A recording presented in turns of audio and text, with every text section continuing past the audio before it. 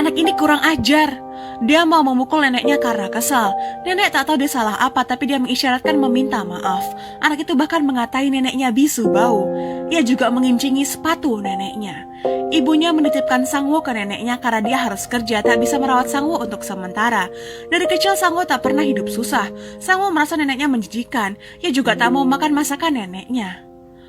Sangwoo makan makanan instan yang dia bawa. Ia mengembalikan masakan neneknya karena ia merasa makanan yang disentuh neneknya kotor. Nenek bahkan memberikan permen yang tak pernah dia makan. Sangwoo malah makan coklat miliknya dan pergi. Ia main game sampai malam dan mau ke toilet. Karena takut ia minta neneknya menemani, tapi ia menyuruh neneknya jangan lihat-lihat. Sangwoo tak bisa beradaptasi. Ia hanya di rumah dan main sendiri. Main robot sendiri, asyik main Game Boy sendiri. Ia bahkan tak menyingkir saat neneknya sedang menyapu.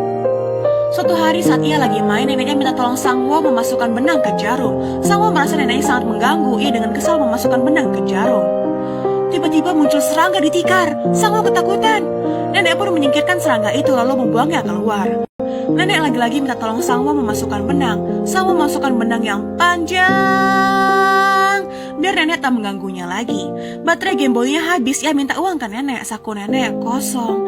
Nenek sama sekali tak punya uang. Tapi Sangwoo tak percaya. Ia mendatangi neneknya yang sedang mencuci. Nenek minta maaf pakai bahasa isyarat. Sangwoo marah dan mendorong neneknya. Di rumah Sangwoo membuka-buka kotak cari uang. Hanya ada kertas dan barang-barang lama di dalamnya. Sangwoo kesal. Ia menendang guci neneknya. Bahkan membawa satu-satunya sepatu nenek.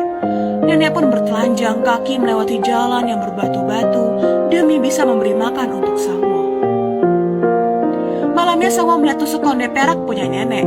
Langsung muncul niat buruk. Ia diam-diam mengambil tusuk konde itu untuk ditukarkan dengan baterai di toko.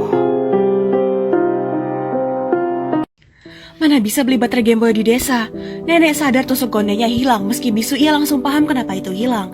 Sangwoo mau nukar tusuk konde neneknya dengan baterai. Ia tersesat saat mau pulang.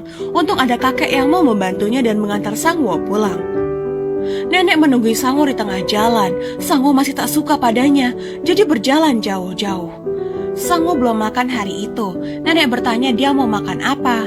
Sangwoo menunjuk gambar ayam goreng KFC. Neneknya membuat gestur seperti ayam. Sepertinya nenek paham.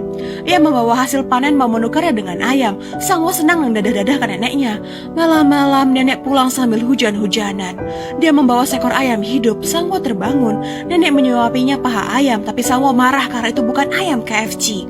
Neneknya membuat gestur seperti ayam. Sangwoo kesal dan menjatuhkan mangkuk nasi. Nenek memunguti nasi yang jatuh dan memasukkannya ke mulut. Malamnya, Sangwoo terbangun karena kelaparan. Ia makan ayam yang tadi. Besoknya nenek tak bangun-bangun. Kemarin ia kehujanan, nenek pun sakit. Mungkin karena Sangwoo merasa bersalah, ia menyelimuti neneknya. Setelah nenek sembuh, Sangwoo ikut pergi jualan ke kota. Nenek yang bisu berusaha keras menjual dagangannya. Sementara Sangwoo hanya bersembunyi jauh dari neneknya. Uang penjualan dipakai untuk membelikan Sangwoo sepatu baru dan semangkuk mie. Tapi nenek tak makan. Ia hanya melihat Sangwoo makan. Di bus Sangwoo menunjuk bungkusan kue coklat. Ia mau itu. Nenek mengambil bungkusannya dan pergi ke toko kecil. Dengan uang sisa ia membeli 4 kue coklat. Tapi saat sudah kembali ke bus, Sangwoo merasa cewek yang ia suka akan menertawakan ia dan neneknya. Sangwoo tak membiarkan neneknya naik bus. Nenek memberikan buntalan agar Sangwoo bawa, tapi Sangwoo malah mendorongnya. Tongkat nenek jatuh. Ia tampak bingung. Sangwoo sudah tiba di desa, tapi ia tak melihat nenek di setiap bus yang lewat. Akhirnya ia melihat nenek berjalan gemetaran. Ternyata nenek enggan pakai uangnya untuk naik bus. Ia jalan kaki dari kota ke desa. Sangwoo memarahi neneknya kenapa begitu lama. Nenek meminta maaf dengan isyarat tangannya. Sangwoo pun mengambil buntalan tas nenek dan berjalan agak jauh. Diam-diam ia menaruh kue coklat ke tas itu.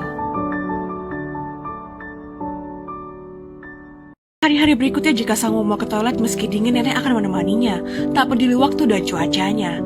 Sikap Sangwoo juga mulai berubah. Ia mungkin tak sadar, tapi Sangwoo sudah tak meledek nenek lagi. Ia juga berinisiatif membawa benda berat. Hari ini ia membuka hadiah yang nenek berikan untuknya. Ternyata isinya Game Boy miliknya dan uang. Sangwoo tak tahan lagi, air matanya meleleh. Ia melihat neneknya dan menangis sedih karena merasa bersalah. Nenek menghapus air matanya. Ini pertama kalinya Sangwo tak menolak disentuh neneknya. Nenek lalu mengeluarkan surat, ternyata itu surat dari ibu Sangwo. Besok ia akan kesini untuk menjemput Sangwo kembali ke kota. Malamnya Sangwo mengajari nenek menulis kata aku mencintaimu dan aku merindukanmu. Tapi nenek tetap tak bisa. Sangwo menangis, ia berkata jika nenek sakit kirimkan saja surat kosong. Sangwo akan segera datang begitu menerimanya. Keduanya pun menangis bersama. Esoknya ibu Sangwo tiba. Sangwo tak mengucapkan apa-apa pada nenek. Sebelum pergi Sangwo memberikan gambarnya pada nenek. Nenek mengetuk jendela sambil tersenyum. Ia ingin mendengar cucunya mengucapkan selamat tinggal. Tapi Sangwo hanya menundukkan kepala.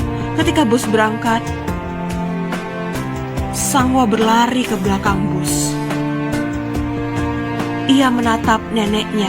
Dengan isyarat tangan di dada, ia minta maaf pada neneknya. Akhirnya anak ini sudah mengerti untuk menghormati neneknya. Nenek berbalik dan jalan ke desa dengan tongkat. Dari punggungnya ia tampak kesepian. Ia tak tahu berapa lama lagi dapat melihat dunia. Kemudian nenek membuka gambar dari Sangwo. Ada 2 kalimat di atasnya. Aku mencintaimu, aku merindukanmu.